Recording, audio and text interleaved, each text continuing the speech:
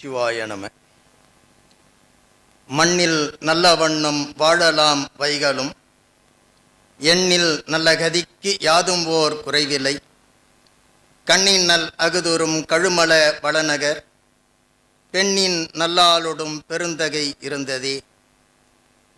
சைவத்தின் மேல் சமயம் வேறு இல்லை, அதில் சார் சிவமாம் தெய்வத்தின் மேல் தெய்வம் இல்லெனும்.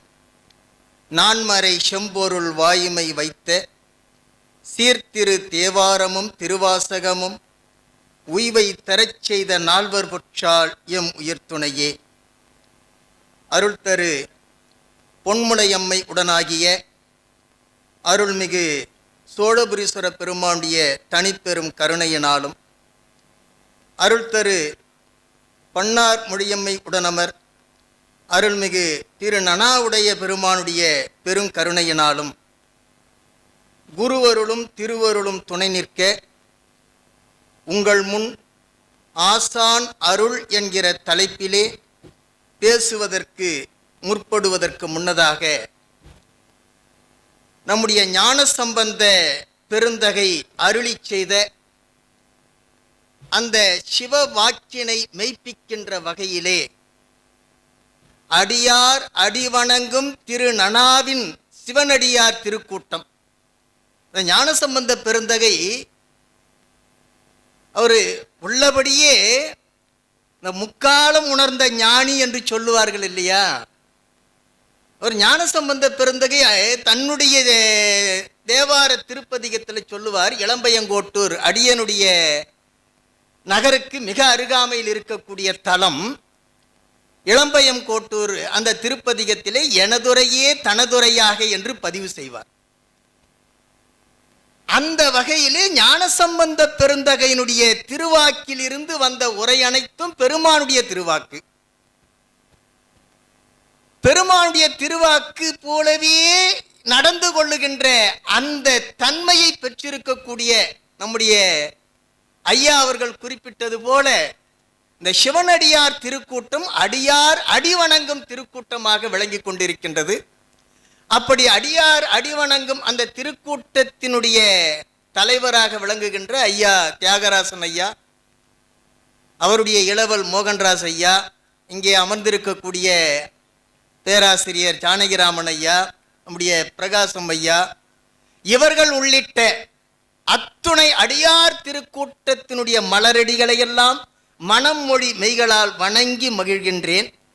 அடுத்ததாக அப்பர் உழவார திருப்பணி மன்றம், அது அப்பர் பெருமானே நேரில் வந்தது போல இங்கே அமர்ந்திருக்கக்கூடிய இந்த குருவினுடைய சிறப்புகளை எல்லாம் அது தலைமை உரையாக அல்லாமல் தலைப்பு உரையாகவே அமைகின்ற வகையில மிக விரிவான ஒரு தலைமை உரையை தலைப்புரையாக அமைத்து தந்திருக்கக்கூடிய நம்முடைய அருமை ஐயா சொக்கலிங்கனார் அவர்களுடைய மலரடிகளை மனமொழிமைகளால் வணங்கி, அதற்கு அடுத்ததாக இந்த நிகழ்வுக்கு முன்னிலை வகித்திருக்கக்கூடிய மருத்துவர் ஐயா அவர்களுடைய மலரடிகளையும், வாழ்த்துரை வழங்கிய பதிப்பு செம்மல் புலவர் பழனியப்பன் ஐயா அவர்களையும், இறைவணக்கம் பாடிய நம்முடைய செல்வி ஞான பூங்கோதை அவர்களையும், அடுத்ததாக வரவேற்புரை நல்கிய மு ரேகா அவர்களையும், ஆனாய நாயனாரை பற்றி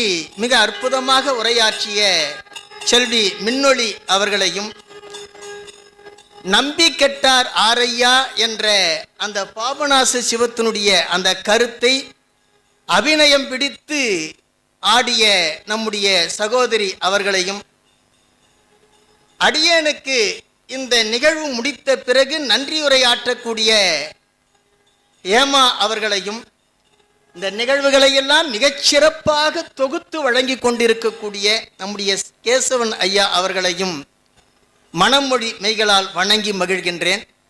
எல்லாவற்றுக்கும் மேலாக எனக்கு இந்த வாய்ப்பு நல்கும்படியாக, அதாவது திரு கங்காதரன் அவர்கள்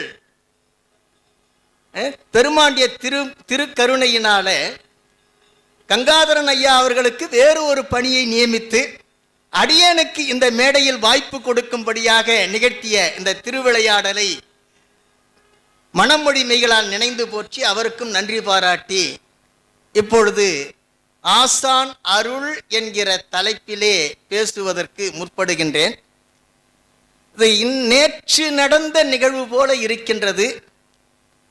100 ஐம்பொன் திருமேனிகளை செய்து 101 குண்டம் அமைத்து இந்த திருக்குடமுழுக்கு நன்னீராட்டு பெருவிழா நடத்தி அது பெருமாண்டிய பெருங்கருணையினால் அடியேனும் ஒரு குண்டத்தில் அமர்ந்து அந்த வேள்வி செய்கின்ற வாய்ப்பையும் கொடுத்த இந்த சிவனடியார் திருக்கூட்டம் இன்றைக்கு 19 ஆண்டுகளை நிறைவுற்று இந்த 63 இந்த திருவீதி உலா பல்லக்கிலே அன்றைக்கும் அந்த குடமுழுக்கு நிகழ்வு நிறைவுற்றவுடனே பல்லக்கு உலா அன்றைக்கே தொடங்கியது.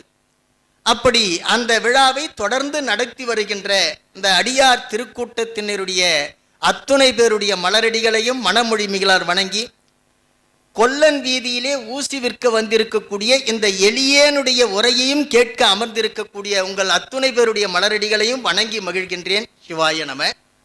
அன்பர் பெருமக்களே, உலகத்தில் எத்தனையோ 1000 மொழிகள் இருந்தாலும் நம்முடைய பாரத திருநாட்டில் வழங்கப்படுகின்ற 2 மொழிகள், ஒன்று தென்மொழியாகிய செந்தமிழ், இன்னொன்று வடமொழி என்று சொல்லப்படுகின்ற சமஸ்கிருதம். இந்த 2 மொழிகளிலும் வழங்கப்படுகின்ற சொல் இருக்கின்றதே, அந்த பெயர் சொல். ஆசிரியர் செந்தமிழ் சொல், குரு சமஸ்கிருத சொல். இந்த 2 மொழிகளை தவிர வேறு எந்த மொழியிலும் இதற்கு இணையான ஒரு பெயர் சொல் இல்லை. ஆங்கிலத்தில் டீச்சர் என்று சொல்லுகிறார்கள். டீச்சர் என்று சொல்லுவது இந்த ஆசிரியர் என்ற சொல்லுக்கு இணையான மொழிபெயர்ப்பு அல்ல.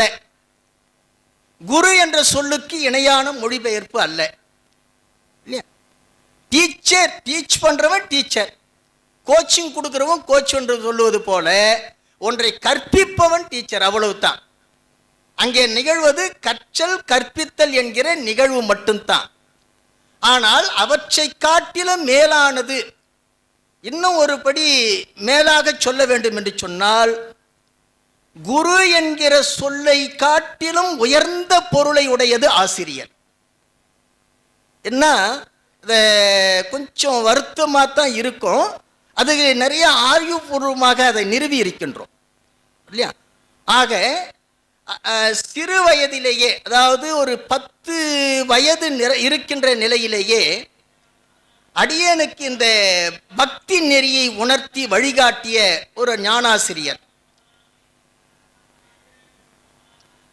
சுவாமி அருளானந்தர் என்கிற ஆசிரியர். நான் சிறு பிள்ளையாக இருக்கின்ற போதே அவர் அருட்குறள் என்று ஒரு குறள் நூலை எழுதினார். அருளானந்தர் அவர்கள் இயற்றிய நூலுக்கு பெயர் அருள்குறள். அதிலே கு மடமை, ரு நீக்கும் என்பர் குருவெனும் சொல்லின் பொருள் என்று ஒரு குறள். கு மடமை, ரு நீக்கும் என்பர் குருவெனும் சொல்லின் பொருள். அதாவது அறியாமையை நீக்குபவர் தான் குரு என்பதை அந்த குரு என்ற சொல்லினுடைய பொருளாக அந்த குறளிலே வைத்து சுவாமி அருளானந்த அவர்கள் எழுதினார். ஆசு என்ற சொல் இருக்கின்றதே, குற்றம், ஆசு குற்றம், இரியர் நீக்குபவர், குற்றங்களை நீக்குபவர், குற்றத்தை களைபவர், அவர்தான் ஆசிரியர். ஆக ஆசிரியரும் டீச்சரும் ஒன்று அல்ல. ஆசிரியரும் டீச்சரும் ஒன்று அல்ல. ஆக குற்றம் என்ற சொல் இருக்கிறதே, அது மேம்போக்காக பார்க்கின்ற போது நமக்கு ஏற்படுகின்ற இடையூறுகள் எல்லாம் குற்றம், தவறுகள் எல்லாம் குற்றம், பிழைகள் எல்லாம் குற்றம் என்று சொல்லப்படும். ஆனால் குற்றம் என்ற சொல் அறியாமை. அந்த அறியாமையை அகற்றுபவர் தான் ஆசிரியர். ஐயா அவர்கள் குறிப்பிட்டது போல ஆண்டவனை வேண்டுமானாலும் பெற்றுவிடலாம், ஆண்டவன் கூட கிடைத்து விடுவான், ஆனால் ஆசிரியர் கிடைக்க மாட்டார் என்று சொல்லுவார். இது ரொம்ப அருமையா. இந்த வார்த்தையை கேட்ட உடனே திருமூலருடைய திருமந்திரம் ஒன்று தான் அடியனுக்கு நினைவில் வந்தது. குருட்டினை நீக்கும் குருவினை கொள்ளார், குருட்டினை நீக்கா குருவினை கொள்வர். குருட்டினை நீக்கும் குருவினை கொள்ளார், குருட்டினை நீக்கா குருவினை கொள்வர். ஏன்னா குருடு என்று சொல்லக்கூடிய அந்த அறியாமையை, குற்றத்தை நீக்குகின்ற ஆசிரியரை பெறுகின்ற தகுதி இல்லாதவர்கள், பக்குவம் இல்லாதவர்கள், அந்த இறை உணர்வு இல்லாதவர்கள் யாரை குருவாக பெறுவார்கள் என்று சொன்னால், குறைபாடு உடைய இந்த குற்றத்தை அறியாமையை போக்குவதற்கு ஆற்றல் இல்லாத அந்த குருவினையே குருவாக கொள்வார். குருட்டினை நீக்கா குருவினை கொள்வர். இப்ப என்ன ஆகும் தெரியுமா? அடுத்து சொல்றாரு திருமூலர், ரொம்ப வேடிக்கையா சொல்றாரு, இதுவும் ஒரு குருடு. எது? யாரு குருவென்றே தேடி பெற முடியாத அபக்குவ நிலையில் இருக்கக்கூடிய இந்த சீடனும் ஒரு குரு. இந்த சீடனுடைய அறியாமையை போக்குவதற்குரிய ஆற்றல் இல்லாத அந்த குருவாக வந்ததும் ஒரு குருடு. ஆக இரண்டுமே குருடு. இந்த இரண்டு குருடும் கண்ணை கட்டி கொண்டு குருட்டாட்டம் ஆடுகிறதாம். குருடும் குருடும் குருட்டாட்டம் ஆடி குருடும் குருடும் குழி விழுமாறே என்று வேடிக்கையாக பேசுவார். அப்போ குருவை பெற வேண்டும் என்று சொன்னால் அந்த குரு எப்படி இருக்க வேண்டும், அதை பெறுவதற்குரிய தகுதி எவ்வாறு இருக்க வேண்டும் என்பதை மிக அற்புதமாக நம்முடைய திருமுறைகள் பேசுகின்றன. ஆகவே அந்த வகையில இறைவனுடைய அருளால் கிடைக்கின்ற அந்த குரு இருக்கின்றாரே, அந்த குரு என்னவெல்லாம் நமக்கு அருளை கொடுக்கின்றார் என்பதைத்தான் இந்த ஆசான் அருள் என்கிற தலைப்பிலே நாம் சிந்திக்க இருக்கின்றோம். ஏன்னு சொன்னா திருவருள் கூட கிடைத்துவிடும், குருவருள் கிடைப்பது அவ்வளவு எளிதல்ல என்று நம்முடைய ஐயா அவர்கள் குறிப்பிட்டார். உண்மையை சொன்ன போனால் திருவருள் நேராக வந்து நமக்கு எதையும் அருளாக கொடுக்காது. நம்ம சைவ சித்தாந்தத்திலே இந்த ஆன்மாக்களை 3 வகையாக பிரிப்பது உண்டு. ஆன்மாக்கள்னா உயிர்கள். இந்த உயிர்களை 3 வகையாக பிரிப்பது சைவ சித்தாந்தம். ஒன்று விஞ்ஞானகலர் ஆன்மாக்கள், அடுத்தது பிரளயாகலர் ஆன்மாக்கள், மூன்றாவதாக சகலர் வகை ஆன்மாக்கள். இந்த 3 வகையான ஆன்மாக்களையும் எந்த அடிப்படையில் சித்தாந்தம் வகைப்படுத்துகிறேன்னு சொன்னா, மலங்கள் 3, ஆணவம், கண்மம், மாயை. இந்த 3 மலங்கள், இந்த மும்மலங்களையும் சார்ந்திருக்கின்ற பிணித்திருக்கின்ற அடிப்படையில் இந்த ஆன்மாக்களை மூவகைப்படுத்துகின்றது சைவ சித்தாந்தம். அப்போ ஆணவ மல வாசனையை மட்டுமே உடைய ஆன்மாக்கள் யாரு? விஞ்ஞானகலர் ஆன்மாக்கள். அடுத்தது ஆணவ மல வாசனையும் கண்ம மல வாசனையும் உடையவர்கள் யாரு? பிரளயாகலர் ஆன்மாக்கள். இந்த மூன்று மலங்களையும் முழுமையாக பற்றி இருக்கக்கூடியவர் நம்மை போன்ற சகல வகை ஆன்மாக்கள். அப்போ இந்த 3 வகையான ஆன்மாக்களுக்கும் இறைவன் அருளை கொடுக்கின்றான். இந்த 3 வகையான ஆன்மாக்களையும் அவன் ஆட்கொள்ளுகின்றான். எப்படி ஆட்கொள்ளுகின்றான் என்று சொன்னால் ஒரே விதமாக ஆட்கொள்வதில்லை. விஞ்ஞானகலர் ஆன்மாக்களுக்கு, அதாவது ஒரு மலம் உடைய, இன்னமும் சொல்ல போனா ஆணவ மலத்தினுடைய வாசனையை மட்டும் உடைய அந்த விஞ்ஞானகலர் ஆன்மாக்களுக்கு அறிவுக்குள் அறிவாக இருந்து உணர்த்தி ஆட்கொள்ளுகிறான். பிரளயாகலர் ஆன்மாக்களுக்கு அம்மையப்பராக எதிரே தோன்றி காட்சி கொடுத்து ஆட்கொள்ளுகின்றான். ஆனால் நமக்கு அப்படி ஆட்கொள்வது இல்லை. நமக்கு அறிவுக்கு அறிவாக இருந்து அவன் உணர்த்துவது இல்லை. ஏன்னா அவனை உணர்கின்ற அறிவையே நாம் இன்னும் பெறவில்லை. அப்ப நாம் எப்படி நம்முடைய அறிவுக்கு அறிவாக அவன் இருந்து உணர்த்துவான்? உணர்த்தினாலும் உணர்ந்து கொள்ளுகின்ற நிலையில் நாம் இல்லை. ஏன்னா இருளே ஒளியாக இருக்கின்றோம். நாம இருளாகிய ஆணவத்தையே அதுதான் ஒளி என்று எண்ணிக்கொண்டு இருக்கின்றோம் இல்லையா? நம்முடைய உமாபதி சிவம் ரொம்ப அற்புதமா சொல்லுவாரு, பலரை புணர்ந்தும் தம் கணவர்க்கும் காட்டா கற்புடையவள் யாரு? இந்த ஆணவம். ஆணவம் என்கிற இருட்பாவை பலரை புணர்ந்தும் தன் கணவர்க்கும் காட்டா கற்புடையவள் என்று பேசுகிறார். அப்படிப்பட்ட அந்த ஆணவத்தை நாம் முழுமையாக பற்றி கொண்டிருக்கின்ற போது இறைவன் எப்படி நமக்கு அறிவுக்கு அறிவாக இருந்து உணர்த்த முடியும்? அப்படி உணர்த்தினாலும் உணர்ந்து கொள்ள முடியாது. ஆகவே நமக்கு அப்படி உணர்த்த மாட்டான். சரி, பிழையாகலர் ஆன்மாக்களுக்கு உணர்த்துவது போல நேரில் பார்த்தாவது என்னை புரிந்து கொண்டு என்னை உணர்ந்து கொண்டு என்னுடைய திருவடியை வந்து சேர் என்று அம்மையப்பராக விடை மேல வந்து காட்சி கொடுப்பான் என்று சொல்லி காட்சி கொடுத்தால் எந்த நாடக கம்பெனியிலிருந்து வந்தார் இவரு, அல்லது எந்த சினிமா ஷூட்டிங்கிலிருந்து வந்திருக்கிறார் இவரு என்று தான் நாம வியந்து பார்ப்போமே தவிர உள்ளபடியே பெருமானை உணர்ந்து கொள்வோமா என்று சொன்னால் உணர்ந்து கொள்ள மாட்டோம். ஆகவே பிரளயாகலர் ஆன்மாக்களுக்கு காட்சி கொடுப்பது போல அருள் பாலிப்பது போல அம்மையப்பராகவும் நமக்கு காட்சி கொடுக்க மாட்டான். அப்ப எப்படி சார் காட்சி கொடுப்பான் என்று சொன்னால், மானை காட்டி மானை பிடிப்பது போல மானுட சட்டை தாங்கி வந்து குருவாக எழுந்தருளி நம்மை ஆட்கொள்ளுவான். குருவாக வந்து நம்மை ஆட்கொள்ளுவான். அதைத்தான் அப்படி ஆட்கொள்ளுகின்ற நிலையாவது நாம் உணர்ந்து கொள்ளுகிறோமா என்று சொன்னால் அதிலேயும் மிக மிக மிக மிக அரிதாகத்தான் உணர்ந்து கொள்ளுகிறோம். அதைத்தான் நம்முடைய மணிவாசக பெருந்தகை ரொம்ப ஆதங்கப்பட்டு வேதனைப்பட்டு இல்லையா, ரொம்ப நமக்காக நம்முடைய குறைகளை எல்லாம் தன் மீது ஏற்றி கொண்டு பாடுகிறார். அருபரத்து ஒருவன் அவனியில் வந்து குருபரன் என வந்து அருளிய பெருமையை சிறுமை என்று என்ன இல்லையா, அவன் எல்லாவற்றையும் கடந்து இருக்கின்ற அந்த பரத்திலே இருக்கின்ற பெருமான் நமக்காக இறங்கி வந்து குருநாதராக இறங்கி வந்து நமக்கு அருளி செய்திருக்கின்றானே, அந்த எளிவந்த தன்மையை, அந்த எளிவந்த நிலையை, அந்த பெருமையை நாம் எத்தனை பேரு பெருமையாக எண்ணிக்கொண்டிருக்கின்றோம்? வேலை இல்லாத வந்து சொல்லிட்டு போறான்ப்பா அப்படின்னு சொல்லி சிறுமையாக எகழ்ந்து கொண்டிருக்கின்றோமே, அந்த நிலையை மணிவாசகர் எவ்வளவு வேதனையோடு பாடுகிறார். இதெல்லாம் என்ன, அவர் அப்படி இருந்தாரு.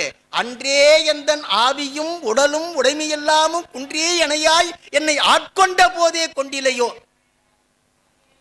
என்ற பக்குவத்தில் இருந்தவர். என்னைக்கு குருந்த மரத்தடியில உட்கார்ந்திருந்த அவரை பல்லக்கிலிருந்து அப்படி திரும்பி மாத்திரத்திலேயே அவருடைய திருவடியில போய் விழுந்தாரு. அன்றைக்கே தன்னுடைய எல்லாவற்றையும் அவரிடத்தில் ஒப்பு கொடுத்து விட்டாரு. அப்படிப்பட்ட நிலைமை இருக்கக்கூடிய அந்த மணிவாசகர் இப்படி பாடுகிறார் என்று சொன்னால் நம்முடைய குறைகளை எல்லாம் தன் மீது ஏற்றி பாடுகிறார். அப்படி இந்த குருவாக எழுந்தருளித்தான் மானுட சட்டை தாங்கி வந்துத்தான் பெருமான் நம்மை, அதாவது சகலராக இருக்கக்கூடிய நம்மை, சகலர் அப்படின்னு சொன்னா எல்லாவற்றோடும் கூடி இருக்கக்கூடியவர்கள் எடுத்து பொருள். எல்லாவற்றோடும்னா என்ன அர்த்தம்? இருக்கிறதே 3 பொருள் தான். இந்த 3ஐ விரித்தா 5. ஒன்று பதி, பசு, பாசம். இதான் முப்பொருள். பாசத்தை 3ஆக விரிக்கிறோம், அது பிறகு பார்க்கலாம். இப்போ பதி, பசு, பாசம், இந்த 3 தான். இந்த 3ல பாசமாகிய ஆணவத்தோடு மட்டுமே தொடர்பு கொண்டிருந்த நிலை எதுன்னு சொன்னா கேவல நிலை. கேவலம் அப்படின்னு சொன்னா தனிமைன்னு அர்த்தம். அதை நாம இனிமை இழிவுன்னு சொல்லிக்கிட்டு இருக்கிறோம். அது தனிமை என்று. தனிமைன்னா என்ன அர்த்தம்? அந்த ஆணவத்தோடு சார்ந்திருக்கிறோம் என்ற உணர்வு கூட இல்லாமல் இருப்பது. நம்முடைய இருமாப்பை பார்த்து, செருக்கை பார்த்து, அனுபவத்தில் அறிவில் முதிர்ந்தவர்கள் ஏன்பா இந்த வயசுல இப்படி ஆணவத்தால் அழிஞ்சு போற அப்படின்னு சொல்லி நமக்கு அறிவு சொல்லுகிறார்கள் சொன்னா உடனே நாம் என்ன பதில் சொல்லுகிறோம்? நம்முடைய ரியாக்ஷன் எப்படி இருக்குது? யாரை பார்த்து ஆணவத்தில் இருக்கிறோன்னு சொல்றீங்க அப்படின்னு கேட்கிறோம் இல்லையா? அப்போ ஆணவத்தை நாம் சார்ந்திருக்கிறோம், ஆணவத்தை பிடித்திருக்கிறோம் என்பதை கூட உணர முடியாத அளவுக்கு நாம என்ன செய்கிறோம் சொன்னா ஆணவத்தை சார்ந்திருக்கிறோம். அதுதான் அறிவு என்று எண்ணிக்கொண்டிருக்கும். அறியாமையே அறிவு என்று எண்ணிக்கொண்டிருக்கின்ற நிலை இருக்குது. இது இன்றைக்கு. ஆனா ஆணவத்தை மட்டுமே சார்ந்து இந்த அறிவு, இச்சை, செயல் 3ஐயும் இழந்திருந்த நிலை இருக்கிறது. அது கேவல நிலை. அடுத்தது பதி. இது அறிவு. சுத்த அறிவே சிவம் என்று சொல்லும் சுருதிகள் கேளீரோ. யாரு? பாரதி, மகாகவி பாரதியார். சிவம் தான் அறிவு, சிவம் தான் அறிவு, சுத்த அறிவே சிவம் என்று சொல்லும் சுருதிகள் கேளீரோ, பல பித்த மதங்களிலே ஏறி தடுமாறி அழிவீரோ, தடுமாறி பெருமை அழிவீரோ என்று பேசுவார். அப்போ சுத்த அறிவாக இருக்கின்ற அந்த சிவத்தோடு மட்டுமே தொடர்பு கொண்டிருக்கின்ற நிலை சுத்த நிலை. ஆணவத்தோடு மட்டுமே தொடர்பு கொண்டிருந்த நிலை கேவல நிலை. அறிவு பொருளாகிய சிவத்தோடு மட்டுமே தொடர்பு கொண்டிருந்த நிலை எதுன்னு சொன்னா சுத்த நிலை. இந்த இரண்டோடும் தொடர்பு கொண்டிருக்கின்ற நிலை எது? சகல நிலை. எந்த இரண்டோடும்?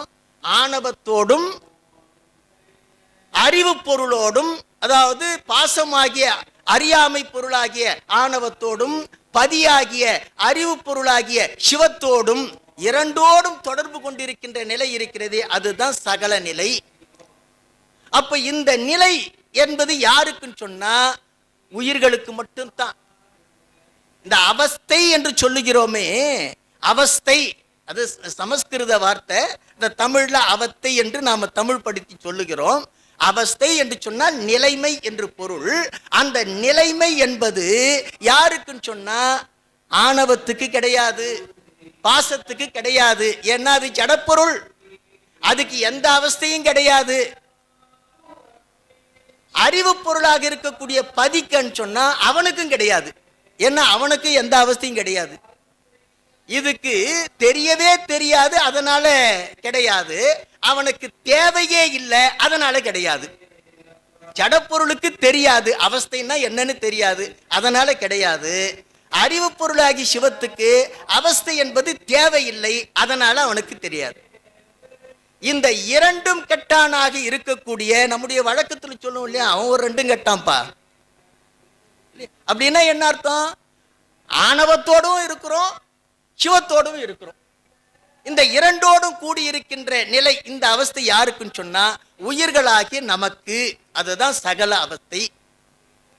இப்படி சகல நிலையில இருக்கக்கூடிய இந்த ஆன்மாக்களை ஆட்கொள்வதற்காக பெருமான் தன்னுடைய தனிப்பெரும் கருணையினாலே, தனிப்பெரும் கருணையினாலே இறங்கி வருகின்றான். பார்த்தீங்களா, அதுதான் குரு நிலை.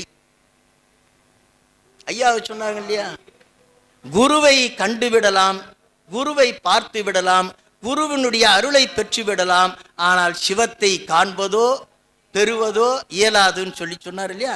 அது ஒரு வகையில சரி. எப்படின்னு சொன்னா அந்த சிவம் தான் நமக்கு நேரடியாக இங்க குருவாக எழுந்தருளி இருக்கின்றான். இந்த உணர்வு நமக்கு வந்தால் ஒழிய சிவத்தை காண முடியாது. அதைத்தான் குருவே சிவன் என கூறினன் நந்தி என்று நம்முடைய திருமூலர் பேசுகிறார். இது பேசுகின்ற சிவம் உருவாக திருமேனி தாங்கி வந்திருக்கின்ற சிவம். அது உருவு இல்லாத குரு யாரு? இறைவன். ஆகவே அந்த இறைவன் தான் உருவம் இல்லாதவன், அருவமும் கடந்த நிலையில் இருக்கக்கூடியவன். அவன் தான் நமக்காக உருத்தாங்கி எழுந்தருளி இருக்கின்ற நிலை இருக்கின்றது. அதுதான் குரு என்கிற நிலை, அதுதான் ஆசான் என்கிற நிலை. அந்த நிலையில் இருந்து தான் சகலர் வகை ஆன்மாக்களுக்கு பெருமான் அருள் பாலிப்பதற்காகவே வருகின்றான். அதத்தான் குருவடிவாகி குவளையும் தன்னில் திருவடி வைத்து திறமிது பொருளென ஓவட்டா உபதேசம் புகட்டியன் செவியில் தெவிட்டாத ஞான தெளிவையும் காட்டி என்று அவ்வை பெருமாட்டினுடைய அமுத வாக்கு. அவன் குருவடிவாகி வந்து இந்த உலகத்துல இதுதான் திருவடி என்று அந்த திருவடியினுடைய அந்த உண்மை தன்மையை, ஞானத்தை, சிவஞானத்தை உபதேசமாக நமக்கு சொல்லவில்லை என்று சொன்னால் பரம்பொருளை நாம் பற்றி இருக்க முடியாது, பற்ற முடியாது. இப்ப நாம் எல்லாம் பரம்பொருளை பற்றி இருக்கிறோம் என்று நாம பெருமிதம் கொள்ளக்கூடாது. அன்பர்களே, நன்றாக நினைவில் வைத்துக் கொள்ள வேண்டும். நாம தீக்கை பெற்றிருப்பதனாலோ, சிவபூசை செய்வதனாலோ,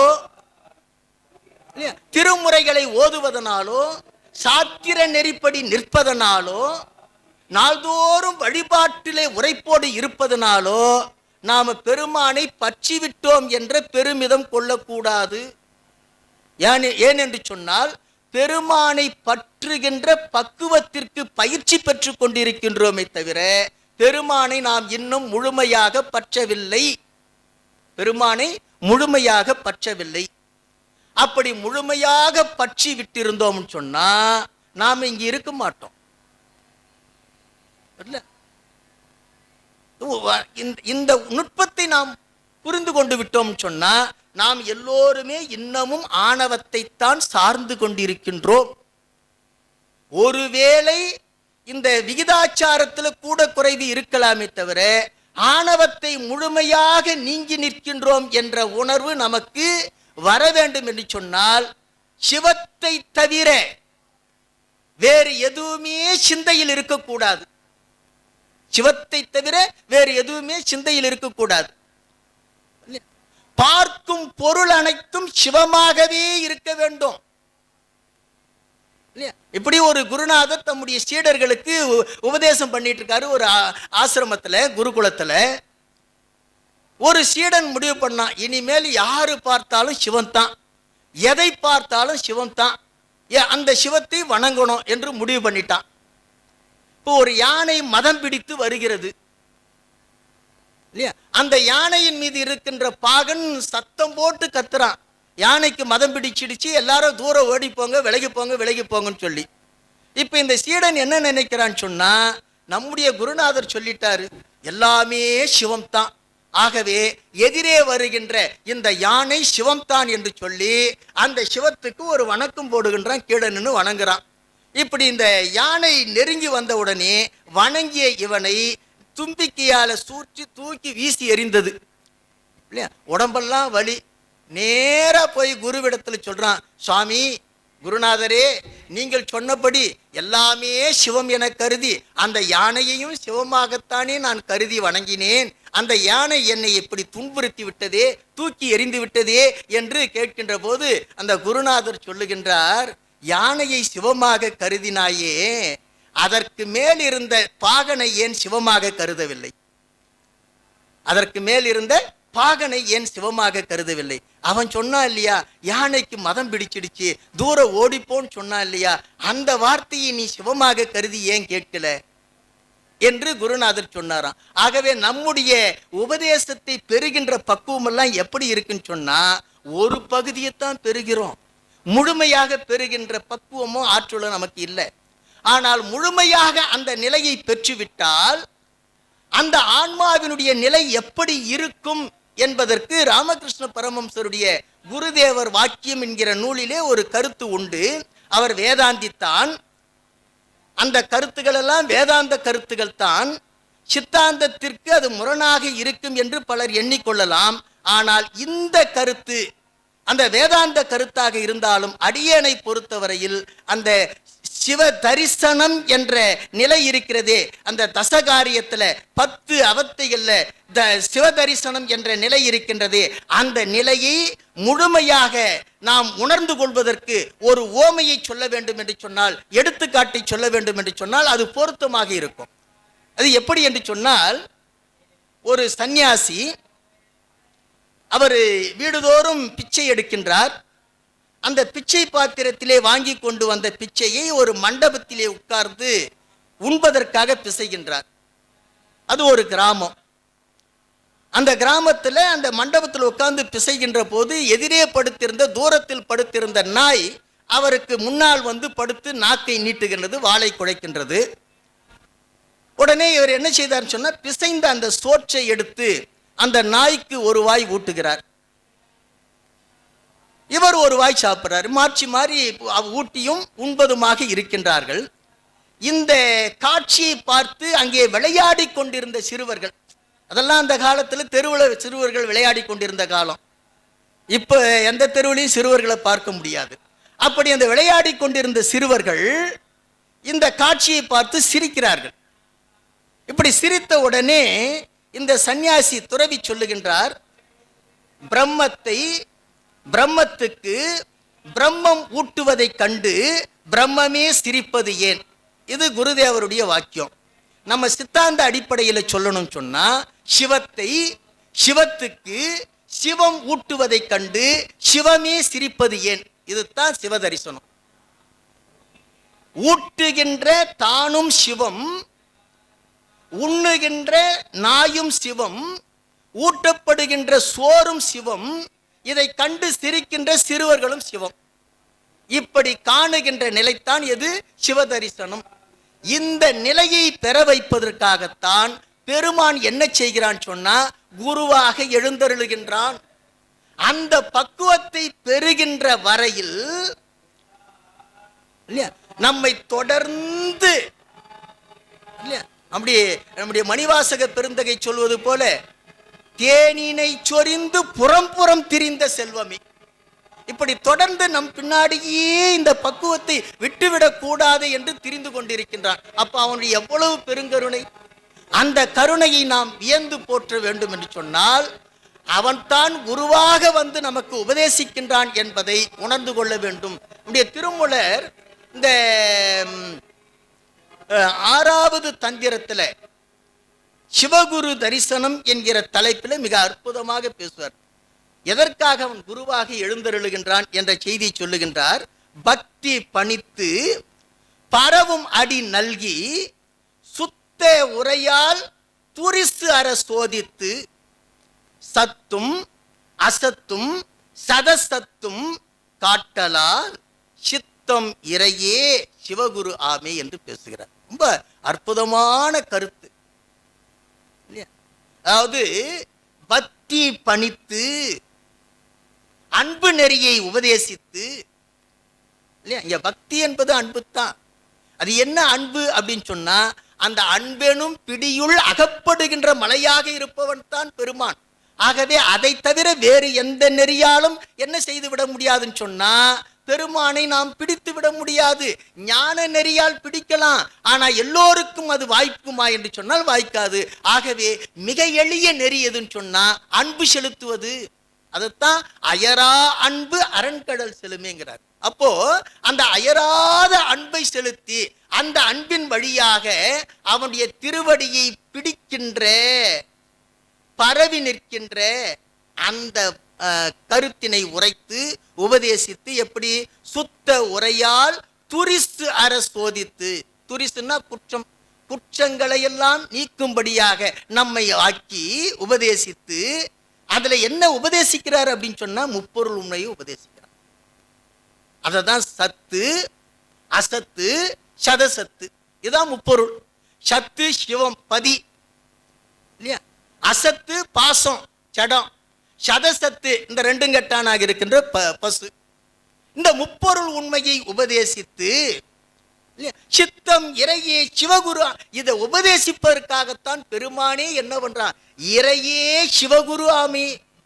அப்படி கொஞ்சம் நாம கொண்டு கூட்டிக்கணும். அந்த பெருமானே குருவாக வந்து எழுந்தருளுகின்றான். அப்படி எழுந்தருளி என்ன செய்கிறான்? பாசத்தை காட்டியே கட்டு பறித்திட்டு.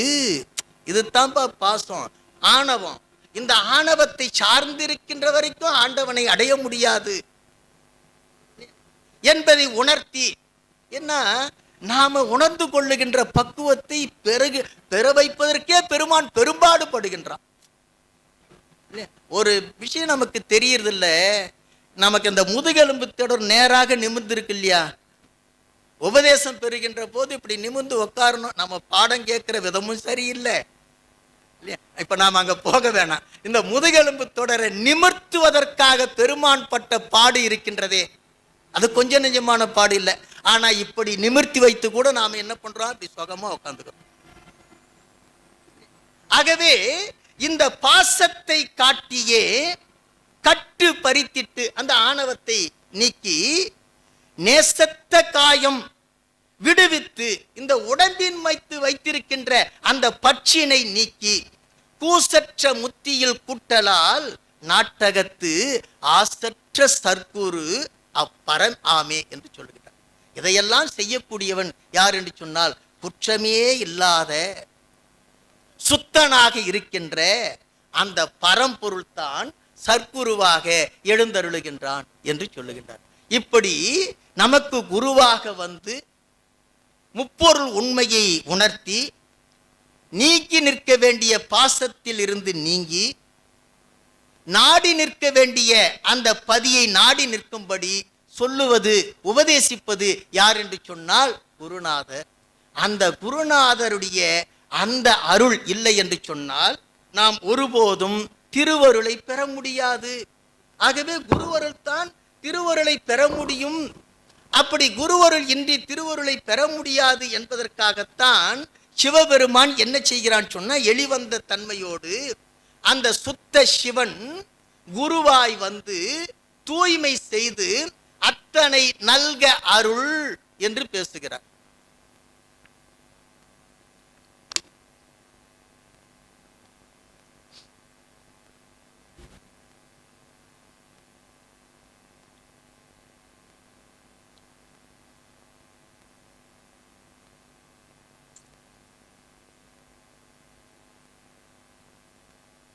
அத்தன் என்ற சொல் இருக்கின்றதே, அது ரொம்ப அருமையான தமிழ் சொல். அத்தன் என்று சொன்னால் தலைவன் அர்த்தம். அத்தன் என்ற சொல்லு தலைவன் என்று பொருள். தலைவட்டால் நங்கை தலைவன் தாளே. அப்ப அந்த நங்கைக்கு தலைவன் யாருன்னு சொன்னா அத்தன். அதனால்தான் அந்த காலத்துல அத்தனை விழியாக அத்தான் அப்படின்னு அழைத்தாங்க. இன்னைக்கு அத்தானுங்கிற அழைப்பும் கிடையாது, அப்படி அழைத்தான் இல்லை. ஆகவே இந்த அத்தன் என்ற சொல்லு தலைவன் என்ற பொருளுடையது. இந்த தலைவன் யார் என்று சொன்னால் ஏன் இப்ப அத்தான் என்று அழைக்கிறது இல்லை? இது ஒரு கேள்வி இருக்குது. ஏன் அந்த வழக்கு மாறி போச்சுன்னு சொன்னா, இப்ப யாரும் தலைவராக இருக்கிறது இல்லை. யாரும் தலைவராக இருக்கிறது இல்லை இல்லையா? அதனால இன்றைக்கு அத்தான் என்று அழைப்பதும் இல்லை. ஏன் சார் தலைவராக இருக்கிறது இல்லை அப்படின்னு சொன்னா, தலைவன் என்ற சொல்லுக்கு என்ன பொருள் தெரியுமா? எத்தகைய இடர்பாடு வந்தாலும் தன்னை சார்ந்து நிற்கக்கூடியவர்களுடைய அந்த துன்பங்களை, இடர்பாடுகளை யார் ஒருவர் களைகின்றாரோ அவர்தான் தலைவர். யார் ஒருவர் களைகின்றாரோ அவர்தான் தலைவர். தன்னை அடைந்தார் வினை தீர்ப்பது அன்றோ தலையாயவர் தம் கடன் ஆவது தான் என்று நம்முடைய அப்பர் பெருமான் பேசுகிறார்.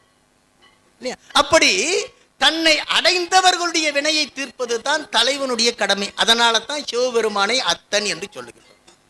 ஐயா ரொம்ப அற்புதமா சொன்னாரு. குருவை ஒரு சுமைதாங்கி என்று சொன்னாரு. குருநாதரை ஒரு சுமைதாங்கி என்று சொல்லி எல்லா சுமைகளையும் அவர் மீது இறக்கி வைக்கிறார்கள் சொன்னார்கள்.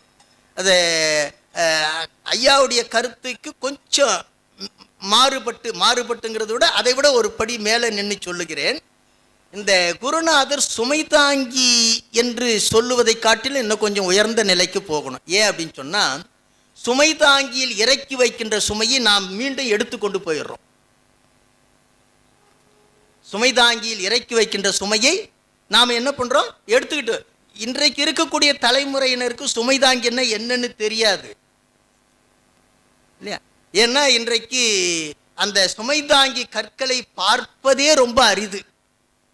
அதை நினைவூட்டுகின்ற வகையிலே காவேரி பாக்கத்துக்கு முன்னதாக சுமைதாங்கின்னு ஒரு ஊர் இருக்குது. ஒருவேளை அந்த பாதை வழியாக சுமைதாங்கி இருந்திருக்கலாம் ஒரு காலத்துல. அதை சுமைதாங்கி இருக்கின்ற ஊருங்கிறதுனால அந்த பெயர் வந்திருக்கலாமோ என்னவோ தெரியல. அந்த சுமைதாங்கி என்பது ஒரு 5 அடி உயரத்துல, ஒரு 5 அடி உயரத்துல 2 கல் கம்பங்களை நட்டு அதன் மேல ஒரு பாறையை வச்சிருப்பாங்க. தலைச்சுமையாக நடந்து செல்லக்கூடியவர்கள் இந்த சுமையை இறக்கி ஓய்வெடுப்பதற்காக ஒரு மரத்தின் நிழலிலே இந்த சுமைதாங்கி இருக்கும். கீழே உட்காருவதற்கு அந்த கல்லு பதிச்சிருப்பாங்க. இன்னொரு நுட்பத்தையும் நாம பார்க்கணும். சார், போகக்கூடிய எல்லாரும் ஒரே அளவு உயரம் உடையவர்களா இருப்பாங்களா? அவங்க எப்படி அந்த சுமையை இறக்கி, ஏன் சுமை நாம இறக்கி வச்சுட்டு திரும்ப தலைக்கு ஏற்றுவதற்கு ஒரு துணை வேணும். ஒருவேளை யாரும் துணையாக இல்லைன்னு சொன்னா அந்த சுமையை தானே தலையில மீண்டும் எடுத்து வைத்துக் கொள்வதற்காகத்தான் அந்த உயரமான கல்லு. அதனால தான் அதுக்கு சுமைதாங்கின்னு பேரு.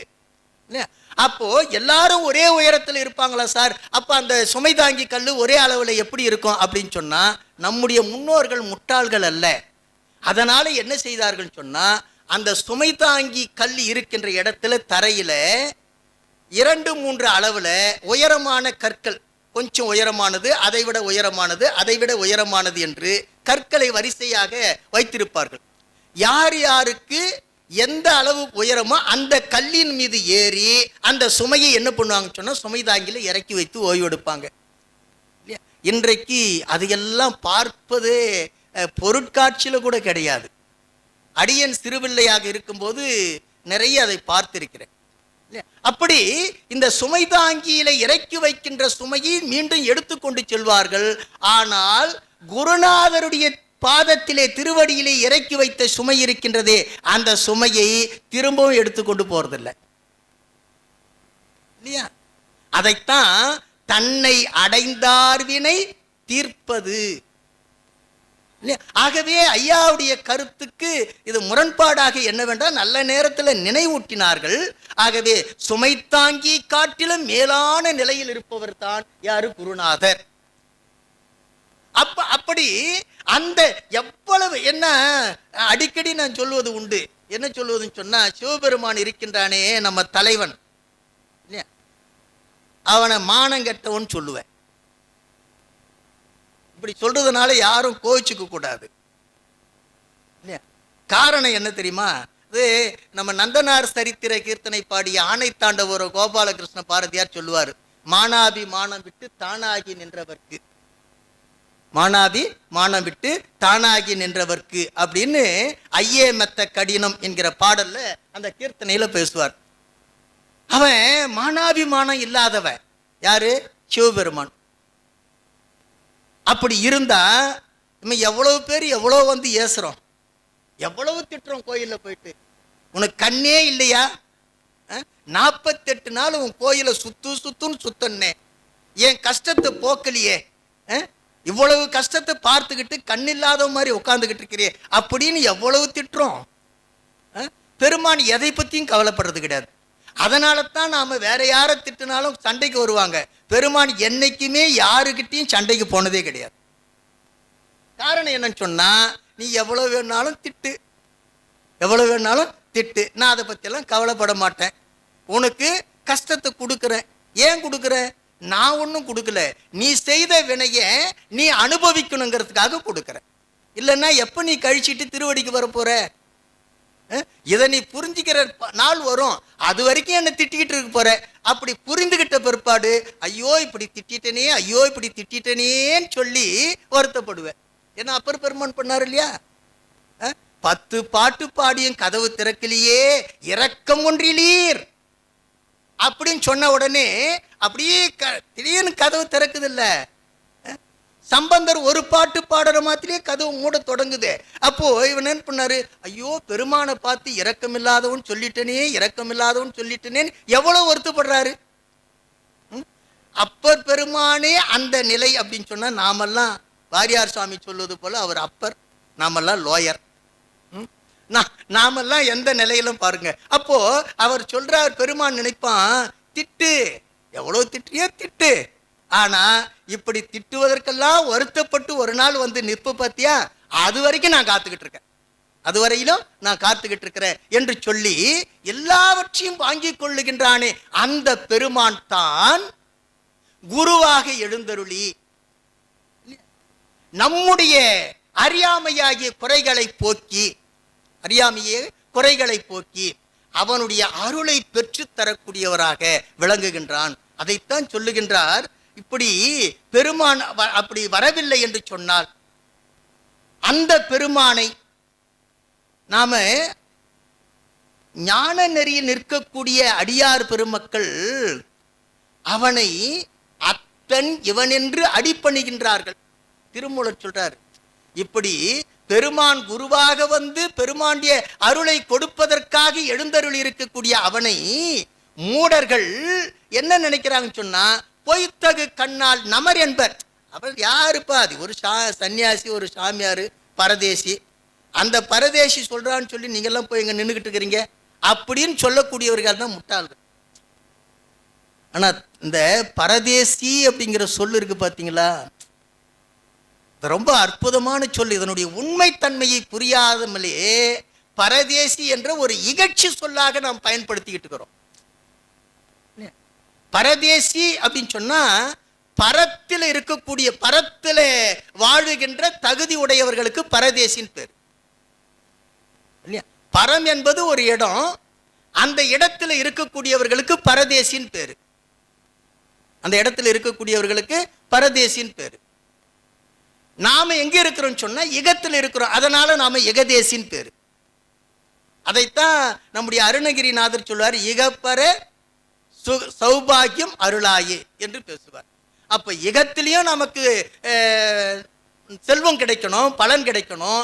இந்த பலனை அனுபவித்து, செல்வத்தை அனுபவித்து, பரத்திலையும் செல்வத்தை பெற வேண்டும். அதைத்தான் நம்முடைய அப்பர் பெருமான் பொன்னும் மெய்ப்பொருளும் தருவானை என்று பேசுகிறார். ஆகவே இந்த இகப்பர இரண்டையும் தருவதற்காகத்தான் நம்ம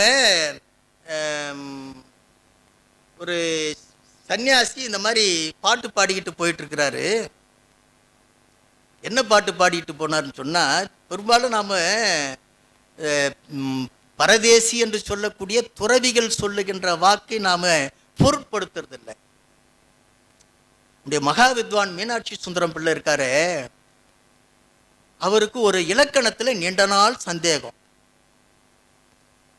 அந்த சந்தேகத்தை தீர்த்து வைக்கக்கூடிய ஆசிரியரை தேடிக்கிட்டு இருக்காரு. அந்த நேரத்தில் திருச்சியில் இருக்கின்ற போது ஒரு வீதி வழியாக ஒரு சன்னியாசி பிச்சை எடுத்துக்கிட்டு போறாரு. பிச்சை எடுத்துக்கிட்டு போகும்போது ஒரு பாட்டு பாடிக்கிட்டு போறாரு. அப்படி பாட்டு பாடிக்கிட்டு, அதாவது இலக்கணத்துக்கு எடுத்துக்காட்டே சிவத்தை துதிக்கின்ற பாடல்களாக இருந்திருக்கிறது. இன்றைக்கு கூட தண்டி அலங்காரத்தில் முரண்தொடை என்கிற அந்த இலக்கணத்துக்கு எடுத்துக்காட்டியதுன்னு சொன்னா, காலையும் மாலையும் கைகூப்பி கால் தொழுதால், எது நம்முடைய தில்லை சிற்றம்பலத்து இறைவனை போற்றுகின்ற பாடல். முரண் சொன்னா ரெண்டும் எதிரெதிராக இருப்பது. காலையும் மாலையும் கைகூப்பி கால் தொழுதால், மேலை வினையெல்லாம் கிழவாம், மேலை வினையெல்லாம் கிழவாம். எப்படி அற்புதமான அந்த முரண் பாருங்க. அந்த அது இது எதுக்கு சொல்ல வரேன்னு சொன்னா, இப்படி இலக்கணத்துக்கு எடுத்துக்காட்டாக சொல்லுகின்ற பாடல்கள் கூட எதை குறித்த பாடல்களை, சிவத்தை குறித்த பாடலாக இருந்தது நம்முடைய தமிழ் இலக்கணம். அதனால தான் தமிழ் வேறு சிவம் வேறு என்று எண்ணி பார்க்க கூடாது என்று. இப்போ இந்த இலக்கணத்துக்கான அந்த பாடலை பாடிக்கொண்டு அந்த துறவி சன்னியாசி பிச்சை எடுத்துக்கிட்டு போறாரு. இதை கேட்டு மாத்திரத்திலேயே நம்முடைய மகாவித்வான் மீனாட்சி சுந்தரம் பிள்ளைக்கு அளவு கடந்த மகிழ்ச்சி. நேரா போறாரு, சாமி இந்த பாட்டை எனக்கு முழுசா சொல்லி விளக்கம் சொல்லணும். ஒரு பாட்டு சொல்லிட்டாரு. இரவு நேரம் கடந்து போச்சு. இதனுடைய தொடர்ச்சி எப்போ சாமி? நாளைக்கு வா. நாளைக்கு எங்கே இருப்பீங்க சாமி? அடுத்த தெருவில் பிச்சை எடுத்துட்டு இருப்பேன். அடுத்த தெருவில் பிச்சை எடுத்துட்டு இருப்பேன். இப்போ நம்முடைய மகாவித்வான் மீனாட்சி சுந்தரம் பிள்ளை அந்த இலக்கணத்தை தெரிந்து கொள்ள வேண்டும் என்பதற்காக அடுத்த நாள் இரவு, அடுத்த நாள் அந்த அடுத்த தெருவில் பிச்சை எடுத்து முடிக்கிற வரைக்கும் காத்திருந்து கற்றுக்கொண்டதாக அவருடைய வரலாறு பேசுகிறது. இப்படி இந்த பரதேசிகள் சொல்லுகின்ற அந்த பாடல்களிலும் கருத்து பொதிந்திருக்கும். அதான் ஒரு பரதேசி பாடிட்டு போறாரு, அத்தினத்துக்கும் ஓட்டகைக்கும் 1000 காத தூரம், ஆனால் நடக்குது சேலை வியாபாரம். அத்தினத்துக்கும் ஓட்டகைக்கும் 1000 காத தூரம், ஆனால் நடக்குது சேலை வியாபாரம் அப்படின்னு பாடுறாரு. உடனே இந்த பாட்டை ஒருத்தர் கேட்டார் இல்லையா? அவர் அது பாடிக்கிட்டே வர்றாரு. அவர் வீட்டு வாசல்ல பிச்சைக்கு நிற்கிறாரு. சாமி ஒரு பாட்டு ஒன்று பாடுனீங்களே, அந்த பாட்டுக்கு என்ன அர்த்தம் சாமி அப்படின்னாரு. என்னப்பா அது என்ன சாதாரண பொருளா? அது ஒரு பெரிய காவியத்தையே உள்ளடக்கியது பாடினாரு. என்னப்பா 2 அடியில் பாடுனீங்க, அத்தினத்துக்கும் ஓட்டகைக்கும் 1000 காத தூரம், ஆனால் நடக்குது சேலை வியாபாரம் 2 வரி பாடிவிட்டு ஒரு காவியமே சொல்லுதுன்னு சொல்றீங்களே, என்ன அப்படின்னு சொன்னா, அத்தினங்கிறது அஸ்னாபுரி, ஓட்டைன்னா துவாரம், ஓட்டைகைன்னா துவாரகை இல்லையா? இந்த அஸ்தினாபுரத்துக்கும் துவாரகைக்கும் 1000 காத தூரம் என்ன? இங்கிருந்து அண்ணான்னு கை கூப்புறா, அங்கிருந்து சேலையை கொடுக்குறான். இங்கிருந்து அண்ணான்னு கை கூப்பின உடனே அங்கிருந்து சேலை கொடுக்குறான். அது மகாபாரத காவியத்தையே அந்த பாட்டு சொல்லுதுப்பா. அத்தினத்துக்கும் ஓட்டைகைக்கும் 1000 காத தூரம், ஆனால் நடக்குது சேலை வியாபாரம் சொல்லி அப்படின்னு சொல்லி பாடினார். அப்போ பரதேசி பாட்டுல கூட இவ்வளவு பொருள் இருக்கா அப்படின்னு அவர் எண்ணி வியந்து போகிறார். அப்படி இந்த பரதேசத்துக்கு உரிய பெருமான் இகதேசத்தில் வாழுகின்ற நம்மை ஆட்கொள்வதற்காக அவன் என்ன செய்கிறான் சொன்னா, குருவாக மானுட சட்டை தாங்கி எழுந்தருளுகின்றான். இதைத்தான் நம்முடைய உமாபதி சிவம் மிக அற்புதமாக திருவருட்பயன்ல பேசுவார். பார்வையென மாக்களை முன் பற்றி பிடித்தற்கா போர்வையென காணா புவி என்று பேசுகிறார். நம்ம எல்லாம் இந்த தென்னனாருடைய வரலாற்றில் மிக அற்புதமான ஒரு நிகழ்வு வரும், ஒரு இடம் வரும். இந்த தென்னனார் வீட்டு வாசல்ல பல விலங்குகளை கட்டி வச்சிருப்பாங்களாம். எல்லா காட்டு விலங்குகளை கட்டி வச்சிருப்பாங்க. ஏன், வேடர் குலத்தில் இருக்கிறவங்க அந்த காட்டு விலங்குகளை பார்வை விலங்குகள் இப்ப வேட்டைக்கு செல்லுகின்ற போது இது பழக்கப்பட்ட விலங்குகளை தம்மோடு அழைத்து சென்று காட்டு விலங்குகளை பிடிப்பதற்கு, அதுபோல பெருமான் பழக்கப்பட்ட உருவத்தில் எழுந்தருளி நம்மையெல்லாம் ஆட்கொள்வதற்காக இப்படி குருநாதராக எழுந்தருளுகின்றான். அப்படி அவன் வரவில்லை என்று சொன்னால், அவன் வந்து ஆட்கொள்ளவில்லை என்று சொன்னால் என்னுடைய நிலை என்ன தெரியுமா? என்னை யார் அறிந்திருப்பார்கள் என்று நம்முடைய மணிவாசகர் சொல்லுகிறார். நான் யார், என் உள்ளம் யார், அடுத்து ஞானங்கள் யார், என்னை ஆர் அறிவார். நான் யார், என் உள்ளம் யார், ஞானங்கள் யான் பெற்ற ஞானங்கள் யார், என்னை யார் அறிவார்? யாருக்கு தெரியும்? வானோர் பிரான் என்னை ஆண்டிலனேல், வானோர் பிரான் என்னை ஆண்டிலன். அவன் குருவாக வந்து என்னை ஆட்கொள்ளவில்லை என்று சொன்னால், அந்த குருந்த மரத்தடியில இருந்து என்னை ஆட்கொள்ளவில்லை என்று சொன்னால் என்னை யார் அறிவார் என்று பேசுகிறாரே. ஆகவே குருநாதர் நமக்கு அருளுகின்ற அந்த செல்வம், அருள் செல்வம் இருக்கின்றதே, இது வேறொன்றும் இல்லை, தன்னுடைய திருவடியை கொடுப்பதற்காக அந்த திருவருளே குருவாக எழுந்தருளி நமக்கு கொடுக்கின்ற அருளாக விளங்குகின்றது. இதையே தான் நம்முடைய திரு களிற்றுப்படியார் பேசுகிறது. என்ன பேசுது அப்படின்னு சொன்னா, ஆகமங்கள் எங்கே, ஆகமங்கள் எங்கே, அருசமயம் தான் எங்கே, யோகங்கள் எங்கே, உணர்வு எங்கே, பாகத்து அருள்வடிவும் தானுமாய் ஆண்டிலனேல் அந்த பெருவடிவை யார் அறிவார் பேசு, அந்த பெருவடிவை யார் அறிவார் பேசு. அப்படி அவன் வந்து ஆட்கொள்ளவில்லை என்று சொன்னால் அந்த பெருமானை யார்தான் அறிந்து கொள்ள முடியும் என்று நம்முடைய களிற்றுப்படியார் பேசுகிறது. இப்ப இதெல்லாம் எதுக்கு சொன்னா, அவரு ஐயா வந்து குருன்னா எப்படி இருக்கணுங்கிற ஒரு பெரிய ஒரு பட்டியலையே வாசித்து போயிருக்காரு. அது உள்ளபடியே இன்றைக்கு புதிய கருத்துக்கள், நிறைய கருத்துக்களை அவர் சொல்லியிருக்கிறார். அந்த குருநாதர் யாரு, பெருமான் யார் என்று சொன்னால், நம்முடைய பெருமானே இங்கே மானுட சட்டை தாங்கி வருகின்றான். அதைத்தான் ஆறு அறிவார் எல்லாம் அகன்ற நெறி அருளும் பேரறிவாளன் வாராத பின், அவன் குருவாக வந்து நமக்கு உணர்த்தவில்லை என்று சொன்னால் யாரால் தான் எதை அறிந்து கொள்ள முடியும்? இந்த உண்மையை நாம் உணர்ந்து கொண்டோம் என்று சொன்னால், நம்முடைய அருளாசிரியர்கள், நம்முடைய ஞானாசிரியர்கள் நமக்காக வகுத்து கொடுத்திருக்கக்கூடிய அந்த ஞான கருவூலங்கள் இருக்கின்றனவே, அந்த ஞான கருவூலங்களின் வாயிலாக அவர்கள் அவருடைய குருநாதரை எப்படியெல்லாம் போற்றி இருக்கின்றார்கள் என்பதை நாம் படித்து கொண்டிருக்கின்றோமே, உணர்ந்து கொண்டிருக்கின்றோமே. அந்த உணர்வுகளை எல்லாம் நமக்கு கொடுத்தது, அவர்கள் வாயிலாக கொடுத்தது அந்த பரம்பொருள் தான். நம்முடைய உமாபதி சிவன் சொல்றாரு இல்லையா, பேரில்லாத அந்த பெருமான் தாருளாவும் சம்பந்தன் என்ற பெயரை தாங்கி வந்து என்னை ஆட்கொண்டான் அப்படிங்கிறார். நம்முடைய தியாகராசன் ஐயா அந்த ரொம்ப அற்புதமா அந்த போற்றி பக்தோடைக்கு ஒரு விளக்கம் சொல்லுகின்ற போது, அடியேன் ஒரு முறை அந்த காணொளியில கேட்ட நிகழ்ச்சி, கண்ட நிகழ்ச்சி. அதாவது பெருமானுடைய அந்த உருவத்தை அப்படியே கொஞ்சம் கொஞ்சமாக மறைச்சி, சடையில் இருக்கக்கூடிய கங்கையை, அப்புறம் பாம்பை, அப்புறம் சந்திரனை, அப்புறம் கையில் இருக்கக்கூடிய உடுக்கையை, அப்புறம் நெருப்பு சட்டியை, இதெல்லாம் கொஞ்சம் கொஞ்சமாக மறைச்சி, அந்த புலித்தோல் ஆடையை மாற்றி காலில் இருக்கக்கூடிய வீரகண்டாமணி அதையெல்லாம் மறைத்து, இதையெல்லாம் கொஞ்சம் கொஞ்சமாக மறைச்சு அந்த உருவத்தை பார்த்துன்னு சொன்னா எப்படி இருக்குன்னு சொன்னா மறைஞான சம்பந்தராக தெரிகிறது. எப்படி தெரிகிறது? மறைஞான சம்பந்தராக தெரிகிறது. யார் சொல்றது? உமாபதி. எமக்காக இவற்றையெல்லாம் மறைத்து கொண்டு எப்படி எழுந்தருளி இருக்கிறான் சொன்னா மறைஞான சம்பந்தராக எழுந்தருளி இருக்கின்றான். யாருக்காக? அடியேனையும் ஆட்கொள்வதற்காக. அடியேனையும் ஆட்கொள்வதற்காக. என்ன, அவர் இருந்த நிலை வேற. ஒரே ஒரு வார்த்தை தாங்க சொன்னாரு. ஒரே ஒரு வார்த்தை தான் சொன்னாரு. பட்டக்கட்டையில் பகல் குருடு ஏகுது பார். இதுதான் உபதேசம். இதுதான் உபதேசம். பட்டக்கட்டையில் பகல் குருடு ஏகுது பார். இந்த உபதேசத்தை நமக்கு கூட தான் எத்தனையோ பேர் எத்தனையோ சொல்றாங்க. ஆனா நம்ம காதுல ஏற மாட்டேங்குது. காதுல வந்து விழுந்தாலும் இதுக்குள்ள போக மாட்டேங்குது. காரணம் என்ன? அதை விட அதிகமாக எதை பற்றி இருக்கிறோம் சொன்னா நான் எனதுங்கிற செருக்கை பற்றி கொண்டிருக்கின்றோம்.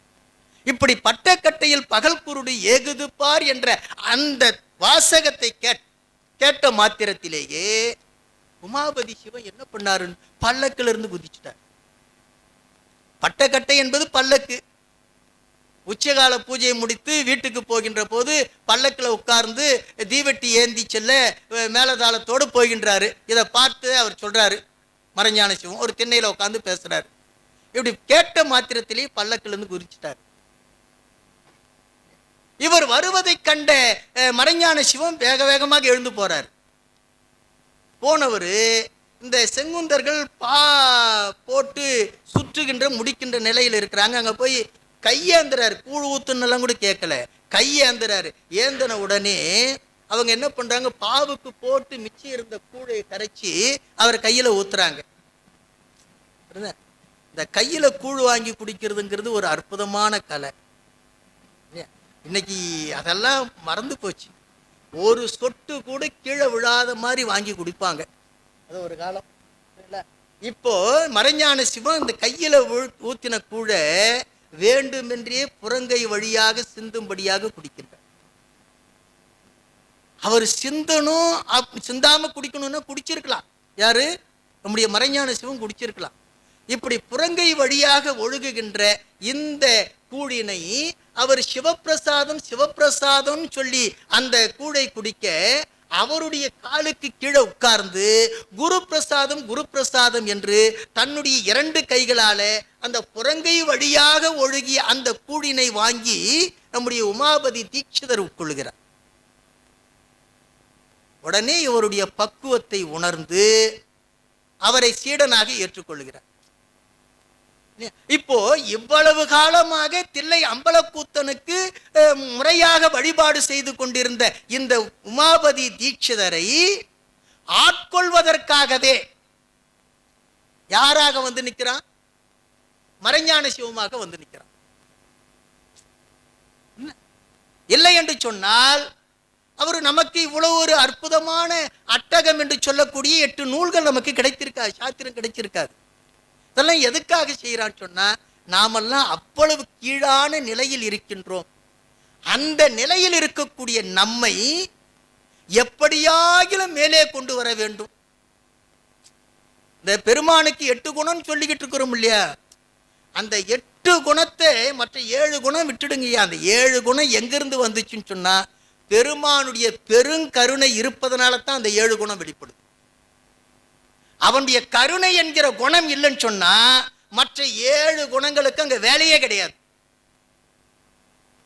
அப்ப பெருமானுடைய பெரும் கருணைத்தான் எப்படியாகிலும், அதாவது வேண்டுதல் வேண்டாமை இலானடி என்ற திருக்குறளுக்கு வாரியார் சுவாமிகள் ரொம்ப அற்புதமா விளக்கம் சொல்லுவார். பெருமானுக்கு விருப்பம் வெறுப்பு இல்லைன்னு சொல்லுவாங்க.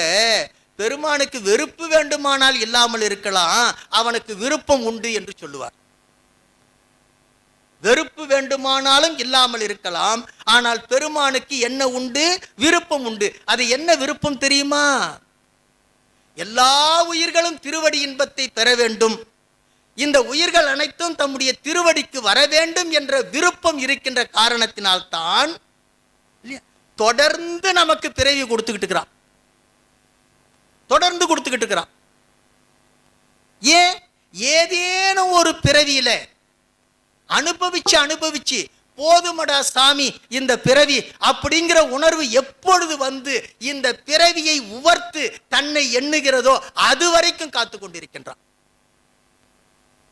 ஆகவே அந்த விருப்பம் ஒன்று இருக்கின்ற காரணத்தினால்தான் பெருமான் நமக்கு பெருங்கருணையோடு சலிக்காமல் கொடுக்கின்றான். அழகிலா விளையாட்டுடையர் யாரு? கம்பர் சொல்லுகின்றார். ராமனுடைய வரலாற்றை எழுத வந்த கம்பரு கடவுள் வணக்கத்தில் என்ன சொல்றாருன்னு சொன்னா,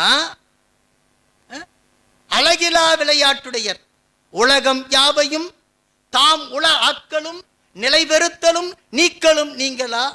இந்த உலகம் எல்லாவற்றையும் நினைத்த மாத்திரத்திலேயே படைத்தல், காத்தல், ஒடுக்குதல் ஆகிய இந்த மூன்றையும் எப்படி செய்கிறான்னு சொன்னா அழகிலா விளையாட்டாக செய்கின்றார். அவர்தான் தலைவர். அவர் தலைவர் சரண் நாங்களே என்று பேசுகிறார். அப்படி இந்த படைத்தல், காத்தல், மறைத்தல், அருளல், ஒடுக்குதல் என்று சொல்லக்கூடிய இந்த ஐந்தொழிலையும் இறைவன் இடையீடு இன்றி தொடர்ந்து செய்து கொண்டிருப்பதற்கு காரணம் என்ன என்று சொன்னால், நம்முடைய இந்த உயிர்களின் மீது கொண்டிருக்கக்கூடிய அந்த பெருங்கருணை.